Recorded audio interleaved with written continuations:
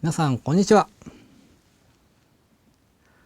実際のカメラを使ってどのように撮れるのかの作例をこれからご紹介していきたいと思います。このテスト撮影シリーズでは過去に私が撮った素材をもとに被写体のテーマを絞って映像のテスト内容を披露していきたいと思います。その方がより具体的に撮れ高を確認し、このように撮りますよというのをお伝えできるかと思います。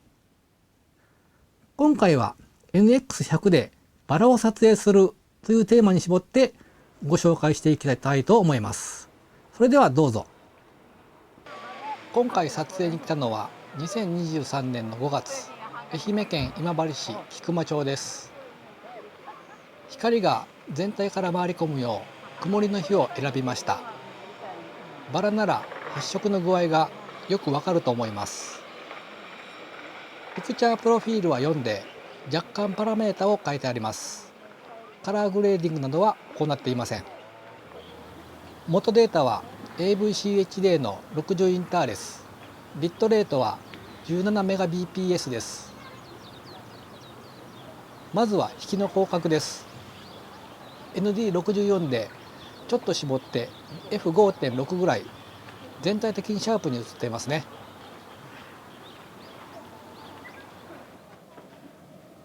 広角ですが絞りは開放の 2.8 です。手前のバラにはしっかりピントを合わせて後ろはボケるようにしました。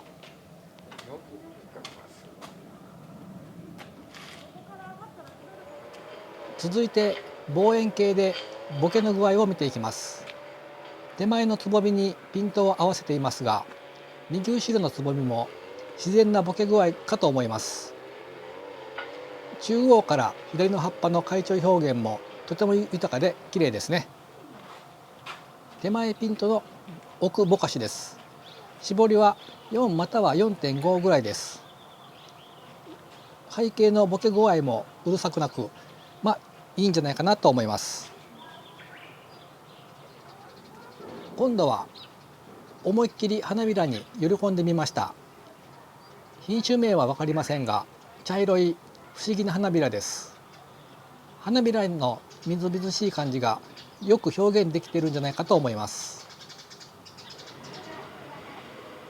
今度は花びらに寄り込みました。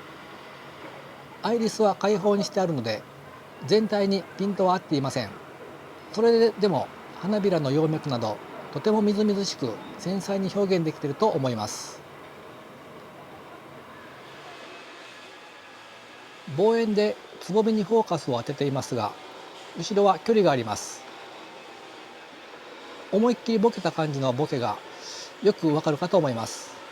そんなにごちゃごちゃせずちょうどいい具合にボケているんじゃないかと思います。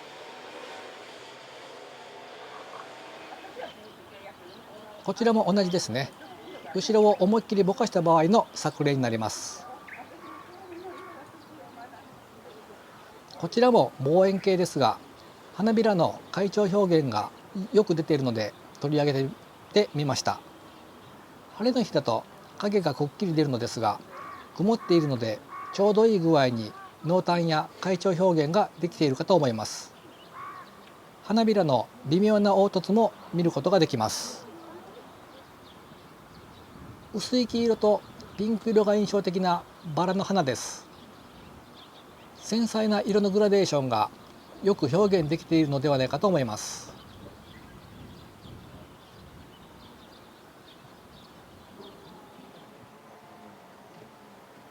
続いて黄色いバラです。全体的に明るいところが多いバラですね。明るくて白飛びしそうだったので、明るいところを70% から 80% ぐらいように明るさを調整して撮影しています。このカットからはフォーカス送りをした様子をまとめています。三脚を組んではいますが、望遠でフォーカス送りをするので画面がブレる恐れがあり、デブレ補正を入れています。デブレ補正は一番よく効くアクティブで入れています。多分サーボか何かで補正しているんだと思いますが、フォーカスプリージングもそんなに目立つ感じではないですね。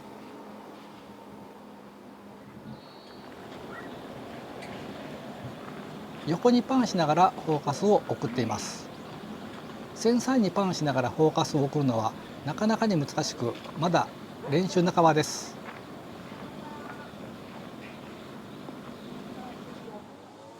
近くの被写体に対して望遠でピントを送る場合、ピントの距離が大きく違うとピントリングを回す量が大きくなるのですが、粘りのあるリングなので、繊細にピントを送りやすいです。さて最後は虫が飛び立つところです。カナブンだと思います。虫や動物はどのタイミングで動くかわからないので、画面を決めたらあとはじっと我慢ですね。